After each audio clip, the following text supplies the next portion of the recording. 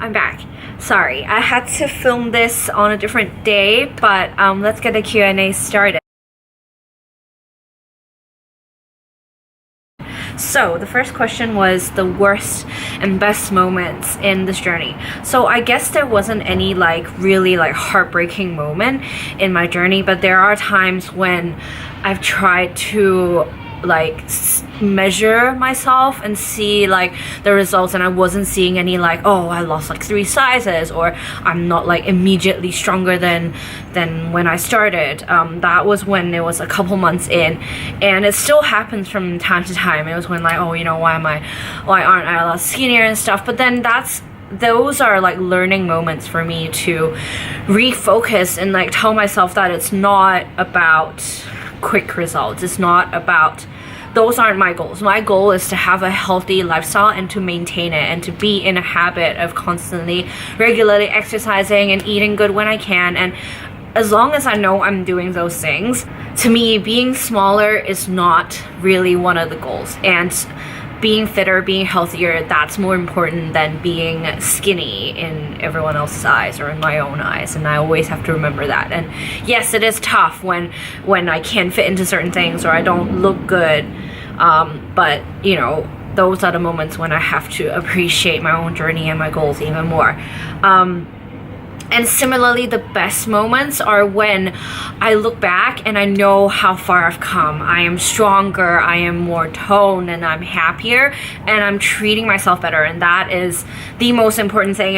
And if it had to be one moment, it was when I held a plank for 5 minutes straight. And I mentioned before, but that was one of my highest moments, because I had no idea. I underestimate myself so much, and I you know, think myself as a really you know, look down on myself, and those are not good things. So when I have little moments where I can see how far I've come and how much I've actually achieved, those are my little proud, happiest moments. Second question, what style or class has been the most beneficial for me? So for me, in the beginning, obviously, I had to take it really easy. This is also actually related to my routine. So in the beginning, I was just taking it easy, doing all the beginners class, the gentler classes like Pilates, just to make sure that I'm starting on the right track. I'm doing everything right. And when I start training myself, so that in the beginning, taking it easy and not being too hard on yourself is very important. But also don't be you know, scared to try something new just because it looks very difficult. But right now, my favorite, or things that I find most useful for me, are strength training classes. So cardio is very important. I still go to air bounce or cardio heavy classes, but I think that mixing in strength, so weightlifting, even gentle ones like body weight exercises, high intensity circuit classes like Tabata, HIIT, boot camp, those are really, really great for me, and I love them because you don't get bored. You always have something different, and you run in a circuit, so that 20 seconds, that 60 seconds, it passes really quickly. But on the other hand, doing something gentle and help stretch your body and relax your muscle and your mind is very, very important too. And that's one of my goals this year as well, is to do more yoga. It's so important. So yeah, strength, cardio, yoga, those are my favorite and useful class exercises. I don't know if that really is very specific enough, but that is my choice. Next question, was it competitive or does it ever get competitive? Yes, because I am a very competitive person, which is a bad thing. When I'm in a group class scenario, I kind of compare myself to other people, which is a bad thing. I try not to do that, but it does happen, to be fair. To be very honest, it does happen. So in a group class, it's hard to not look at other people and compare yourself to them and be like, oh, you're not as fit as I am, or you're a lot fitter than I am. But honestly, everyone is just on different parts of their journey. I was super unfit and now I'm slightly fitter. Someone else who's super fit now must have been rather unfit at some point of their journey. So even when it gets competitive, don't think of it like that. If you see someone who's not as fit as you, go and help them out. Try to help them with their form, or encourage them. Just like how I got to this point of my journey is through encouragement from friends and family and people around me. So whenever it gets competitive, just remember to be encouraging and compassionate instead. Next question. Are group classes better? Next question. Are group classes better / does group classes push me more or less compared to training on your own? I think group classes for me is what suits me. I love group classes. I don't like working out on my own because I find that I slack a lot more at the gym if I work out on my own, and I find it lonely and I don't know if my form is correct. And always having some music, some drive, some people around me. I love people around me, and that's what I love. So for group classes, that pushes me more. But some people don't like working out on their own, so you need to find what works for you. As compared to personal training, on the other hand, personal training definitely is the best way to get motivated and push yourself to the best form that you can be, because there's someone who is only dedicated to you at that point of time. They correct your form. They help create exercises and routines that work for you and your needs. So if you can afford it, if that's something that can be on your horizon, definitely go for it, because even if it's just one session a month, it can help with your regular workouts and group classes a lot more. For example, like in my personal training sessions, I have to remember to always leave my chest open, don't hunch over, or like learning the right form of mountain climbers or push-ups or plank. Like those kind of things are always going to come into use even when you're working out on your own or in group classes. Next question. Is it hard to try new things now that I've been exercising for a while? Interesting question, because it used to be harder, I think, in the beginning for me to try new things, because I was always scared that I'm not fit enough, not flexible enough, not like strong enough. But now I still get those feelings. Like when I try to go to a new gym or try out a new class or work out with a new trainer, I know deep down that actually even if I'm not fit enough, that's not the whole point, but I do still get scared sometimes. But again, you should still do it. Like I go for it anyway, and now I have the mindset that it's an opportunity for me to grow stronger. It's an opportunity for me to learn different things, different exercises, different ways to train my body.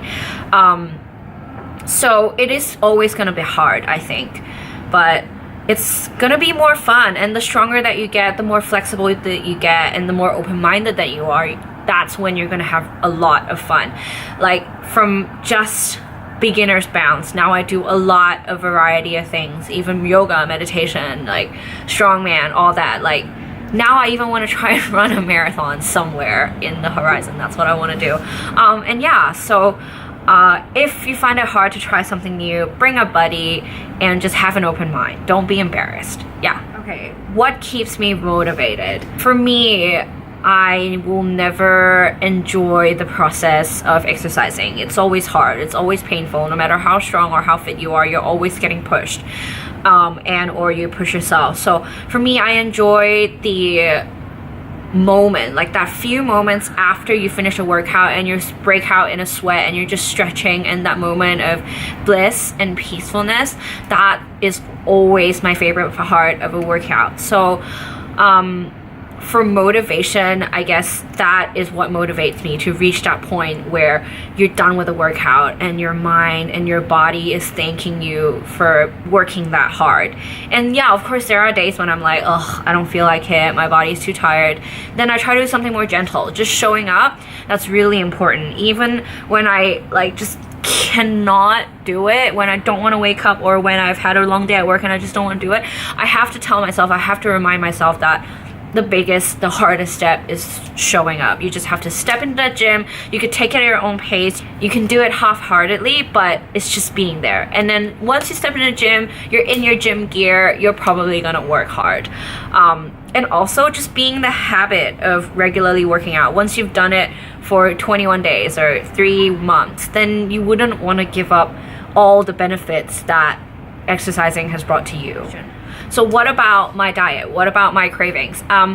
So I try not to put myself in a box when it comes to eating, because I live for eating, like genuinely, if you know me. I live for spicy things, oily things, Chinese food. Like, you know, I know full well the reason why I haven't lost 3 sizes is because of the way I eat.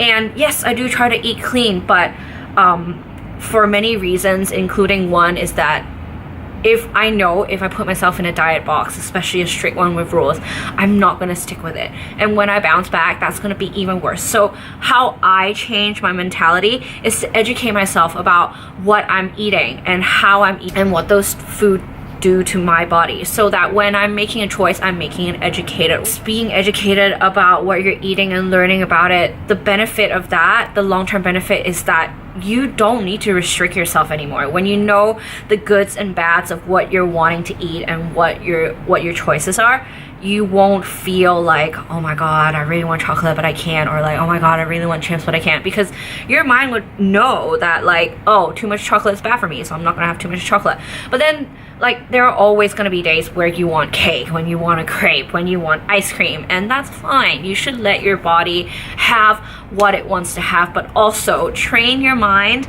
and educate your brain, educate yourself to know, to understand your diet. And that's the most important thing, and how I deal with my cravings. What are my exercising routines? So I try to have a mix of strength and cardio and yoga in my routine. Those are the 3 topsy-turvy must-have priority things. Cardio, of course, is a must, and I know that a lot of people think that cardio is just going to help you lose weight. Yes, but what keeps you toned is strength.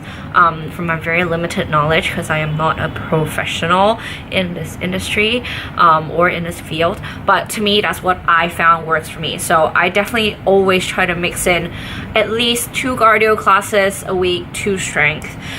So if it's in bounce terms, I definitely do Tabata air bounce on the regular plus boot camp, and then mix in either something more gentle like TRX or Pilates. And yoga is also a big must for me. I'm pretty flexible, so I'm not saying like Monday has to be something, Tuesday has to be something, and I don't have regular rest days. I rest when my body wants to rest. But yoga is a huge must in my week. It's also in my yearly goal that when there's so much going on, so much thoughts, so much confusion, so much like busyness in your life, that is when you need that yin yoga, you need that restorative yoga, whatever it is that works for you, combined with meditation to really help you give yourself time to pause and to think and to reflect and to be in that moment. Okay, last but not least, I know everyone is super curious about this, and I have been asked a million times, and I'm gonna be upfront. How do I afford all these expensive workouts and go to all these places? Well, I'll be upfront. I am sponsored by Bounce Limit, but that will never affect my partiality. People who know me will know, but that is not, but I digress. There are a lot of ways to go to the gyms that you want. There's like Guava Pass, there's K-Fit. You can buy smaller packages and combine it with affordable options. You can join something like Goji or Physical even, and then you can buy smaller packs so that you can go to these I call them dream gyms that you want to go to. And on the other hand, it's something that I've realized that you could go to dinners for like $300 to $500 per head, and you could spend it on your gym. Like $1,000 on food or $1,000 on gym, that is your choice. Whatever choice you make, you are investing in your body in one way or another. You just have to be educated enough to make the right choice for you. For me, I've increasingly spent a lot of money on health and fitness rather than going out drinking, clubbing, or even eating and drinking, and that's my choice, and that is how I afford what I do. I don't buy as much clothes, I don't go out as often, like I don't go out for cocktails anymore, which are like $150. You can buy $150 fitness class, or you can buy $150 cocktail. It's completely up to you. So I understand when people genuinely struggle with their budget, so they go to the park to work out, or they go to the government gym. There's always a way to make it work. I used to do Pilates at home with Bloggy Lattes. I used to do HIIT in my sitting room, and I can totally do it. It's gonna work you as hard. It's just what choice you make for your body. Okay, those are the questions that I've received. I hope you guys can understand my jibbery jabbery rambling, and if you have any more questions, feel free to slide into my DM, comment down below, follow me on Instagram right here, and yeah, hopefully see you next time. Bye.